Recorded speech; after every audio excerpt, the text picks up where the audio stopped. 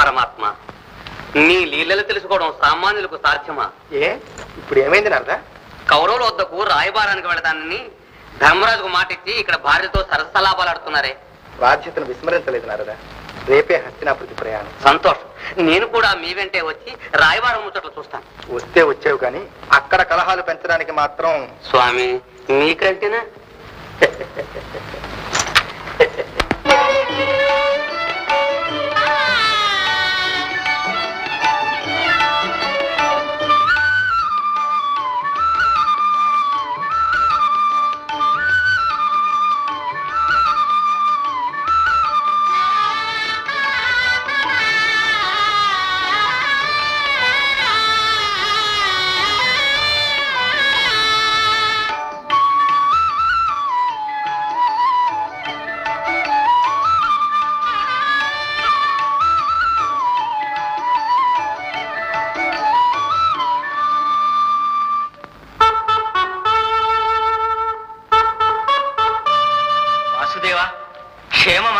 మామా, క్షేమ వార్త నీ నోట విని లోకానికి చాటాలనే పాండవ రాయబారిగా వచ్చాను.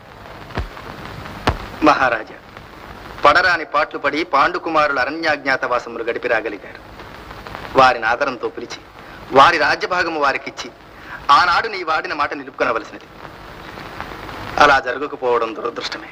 నన్నేం చేయమంటావు పురుషోత్తమ? ఇప్పుడు వారు ఈసురోసములు లేకుండా వారి భాగము వారికిమ్మని ప్రార్థిస్తున్నారు. ఇంకా ఆలస్యం చేయుట ధర్మం కాదు. పురుషోత్తమ, నీవు చెప్పినది అవశ్య కర్తవ్యం. కానీ ఇక్కడ నా పెద్దరికం కేవలం నామమాత్రమని నీవు ఎరుగవా? ఎరుగుదును మామ. నీ కుమారుడు దుర్యోధనుడు దురాశకు లోనై ద్వేషానికి దాసుడైనాడు. అనుపమాన శౌర్యధనులైన ఆత్మబంధువులను దూరము చేసి పనికిరాని పరసహాయం మీద ఆధారపడున్నాడు. నీ సాయము కోరి పాండవులు ఆ పొరపాటే కదా చేశారు గోపాల.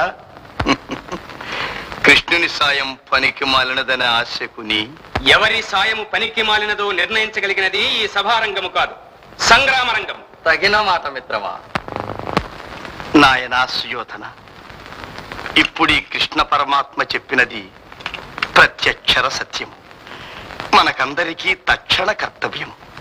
జగత్ కళ్యాణకారకం. ధన్యవాదాలు గోపాల. నీ మాటలకు భీష్మునంతటి వాడు యోగ్యతా ముద్ర వేశాడు. ఆ మహాత్ముని మాటలు అర్థం చేసుకొనుటకు చాలా వివేకము కావలెను శకుని.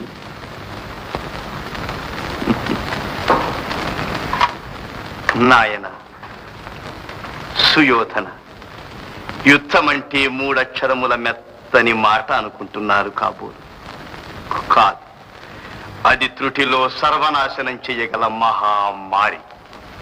ఆ వినాశము కలహానికి దిగిన మీ సోదరులకు మాత్రమే కాదు, లక్షలాది నిరపరాధ ప్రజలను చుట్టివేయు సుభిక్షమగు సామ్రాజ్యం, తరతరాలుగా మనము సంపాదించుకున్న సభ్యత, సంస్కృతి, విజ్ఞానము, మానవత్వము మత్సునకైనా కానరాకుండా మట్టిపాలు. ఉడుకు రక్తం వల్లను, ఉచిత జ్ఞానం లేకపోవుట వల్లను యుద్ధం యుద్ధం అని కలవరిస్తున్నారు. యుద్ధం అంటే ఏమనుకున్నారు? అది ప్రళయానికి మారు పేరు. ఈ జ్ఞానోదయం ఎప్పుడు కలిగింది కురుపితామహ? నీవు పరరాజుల పైబడి యుద్ధములు చేసి వీరాధివీరుడని పేరు గడించుకున్నప్పుడు ఈ జ్ఞానము లేదే? నీ అభిమాన పౌత్రులు దిగ్విజయములు చేసి రాజసూయము చేయబోయినప్పుడు యుద్ధములు వలదని నీవు చెప్పినట్టు కానరాదే? ఆనాడు వారికి యుద్ధము క్షత్రియోచిత కార్యము, అమృతప్రాయము. ఈనాడు మనకది విషతుల్యము, అంటరానిది. వీరి మాటలు లెక్క చేయకు మహారాజా. పటుత్వముడిగిన పరమ వృద్ధులు యుద్ధములు వలదనక ప్రోత్సహిస్తారా? సమరమటంచు మీదిటుల సంకలు గృద్దుట చోద్యమాయే. సమరమునందగాదన్న ప్రజాక్షయమెట్టిదో, పండు వంటి దేశముగను బాధలెట్టివో. విచక్షణ చేయరే వద్దు కూడది సమరము, సర్వనాశనము శాశ్వత సౌఖ్యము శాంతియేతుడి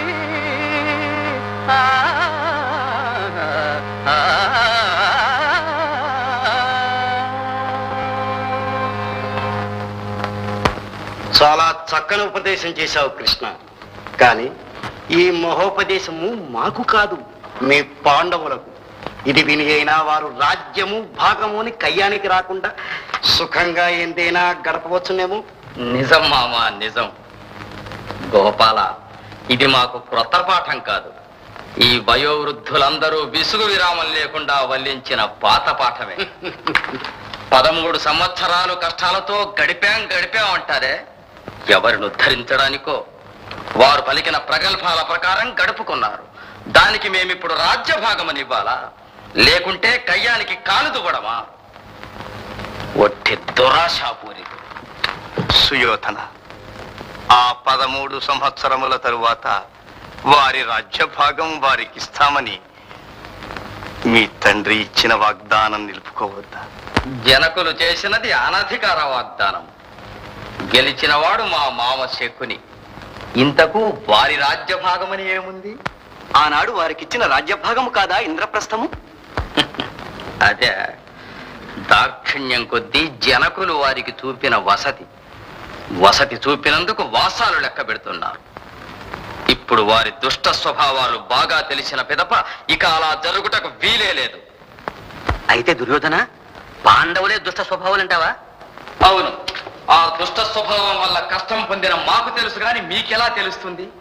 తండ్రి లేని బిడ్డలు కదా అని ప్రేమతో పెంచి పెద్ద చేశారా జనకులు? ఆ విశ్వాసం వారికి రవంతైనా ఉంటే మాపై ఇంత ద్వేషభావంతో ప్రవర్తిస్తారా? ఇదే నా ధర్మము. పైగా మేము వారిని చంపాలని ప్రయత్నాలు చేస్తున్నట్లు అసత్య ప్రచారం చేస్తున్నారు. అదే పనిగా ప్రచారం చేస్తే అసత్యాన్ని కూడా లోకం సత్యమని విశ్వసించవచ్చు. మేము వారిని చంపాలని ఉద్దేశమే మాకు గట్టిగా ఉంటే మేము నూర్గురము కలిసి ఆ 5 గొంతుకులను కిక్కురు మనకుండా నొక్కి పారవేయలేకపోతామా? ఆలోచించండి.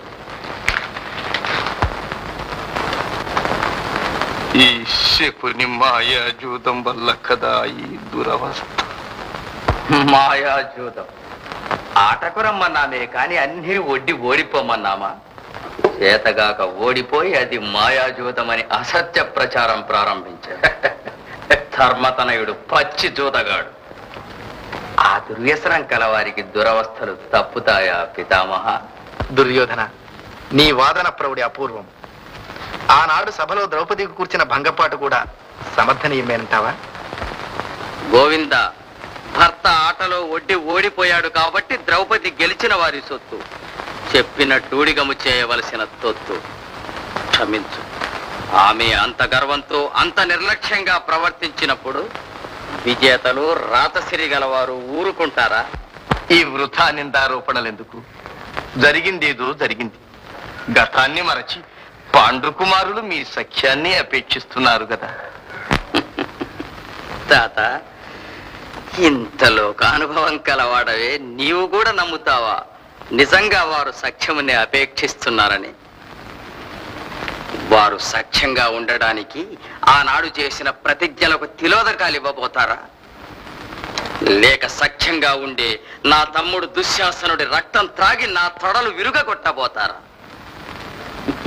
పొట్టి మాట తాత, ఇది ఒక నెపము. వారికి కలది వైరము, ద్వేషమే. వారికి ద్రోహ చింతన ఉంటే దాని ఫలితం వారు అనుభవించకపోరు. ఏమైనా వారి రాజ్యభాగం వారికి అప్పగించటం ధర్మం. రాజ్యాలు ధర్మభిక్షగా స్వీకరిస్తారా గాంగేయ? భూమి విశాలము. పరాక్రమవంతులైతే ఎందరు రాజులను జయించరాదు, ఎన్ని సామ్రాజ్యాలు సంపాదించరాదు. సాధించు రాధేయ. ఇలాంటి ఉపదేశాలు తలకెక్కించే ఈ దుర్యోధనుణ్ణి యుద్ధద్రిగ్గా చేశావు. ఈ కయ్యానికంతటికి కారణము కర్ణుడు. అంతకంటే మూల కారణము నీవేనేమో భీష్మ. ఆనాడు రాజ్యత్యాగం చేయకపోతే ఈనాడే కలహమే ఉండేది కాదు కదా. నిజము శకుని, నిజం. నాటి మహానందకరమైన కార్యానికి నేడు విచారించవలసి వస్తుంది. విచారం ఎందుకు తాత? ఇప్పుడు నీ ప్రతిజ్ఞను నీవు ఉపసంహరించుకో. నీ రాజ్య సర్వస్వం నీకు అర్పించి మేము సుఖంగా ఉంటాం, లేదా మా బుద్ధికి తగినట్లు పాలన చేయని. మనసేమో